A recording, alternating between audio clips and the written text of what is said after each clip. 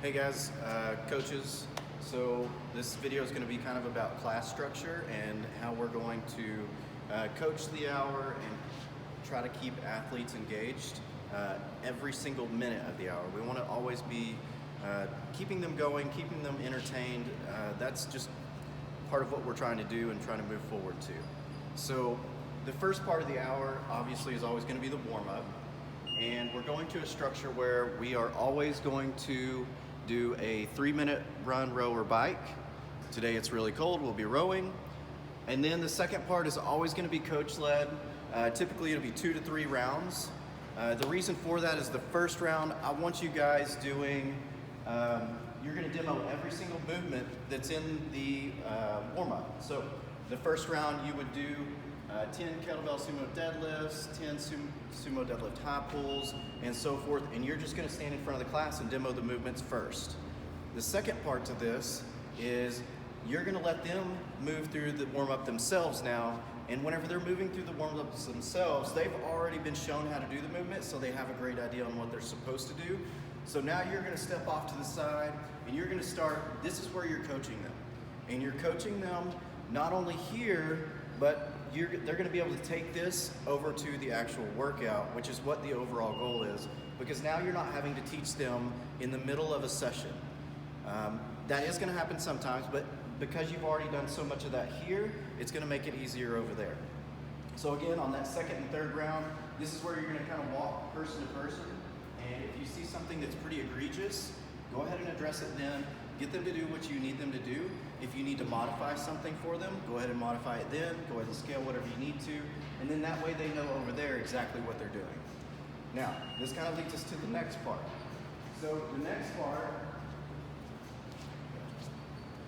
part is actually going to be over here where we're changing the layout of the gym. So as you can see, the barbells are all facing the TVs. And we're going to get to a structure where these barbells will face the TV, and they will also line up with the pull-up rig. So your lanes, if you would be on this barbell or this barbell, you're going to be in this particular section. This would be the back row, this would be the front of the short bar, and then the next section over is going to be on the small section of the pull-up rig. This is going to be where your level 1 guys are going to be. That's because they're going to be using kettlebells, and they'll be using less space, and also they'll be able to use the short bars for banded pull-ups or anything that we're going to use with the band. It could be push-ups or anything like that.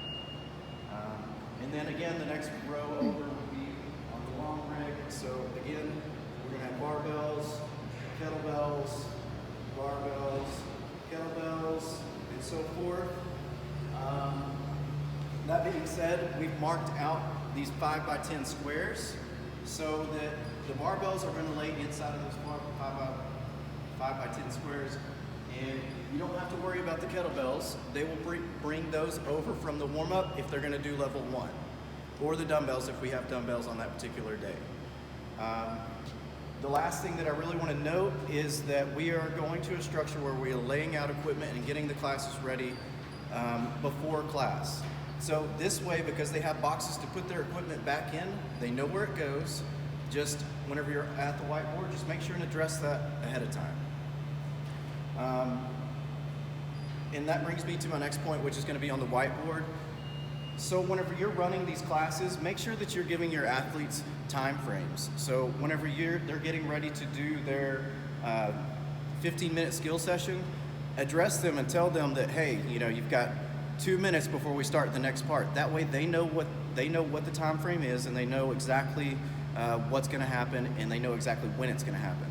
And this way your class will flow smoothly. You won't have people on this end of the gym and this end of the gym and then trying to rein people in.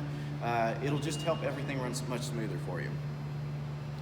I got 2 things. Okay.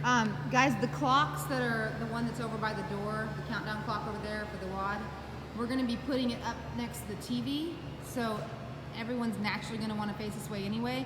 And the same thing for the other clock on the other side behind the rowers. We're going to put it back to back with this clock, so they'll be able to have a clock on both sides. That'll make it easier for them to kind of know which way to look. And then as far as the headsets go, the reasoning behind that, y'all, sometimes I know the classes are smaller and it's like, oh man, I don't really want to wear this. If you want to pull it down or turn it off while you're doing whiteboard, that's fine. But the goals with the headset, guys, is so we can keep the music up, to keep the energy up. So that we can just keep the vibe going. It's just not as fun when when the music is turned down, energy is low. And then also, you know, if you're not wearing the headset, I hear a lot of coaches screaming and yelling. That is not what we want to do. It's just very unprofessional. Even if you're trying to lead and be loud, like, we don't want to be screaming at the athletes. So keep your headset on unless you're at whiteboard. Anything else you can think of, Chris? I think that's about it.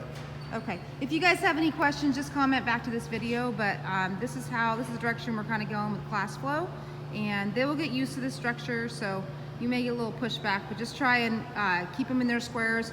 When they're done with their workout, just try to put the equipment back the way they found it so that it's set up for the next class. I think for now, we're putting all 35-pound barbells out, and if they would like a 15 or a 45, they can trade it out, just have them put it back when they're done. Thanks.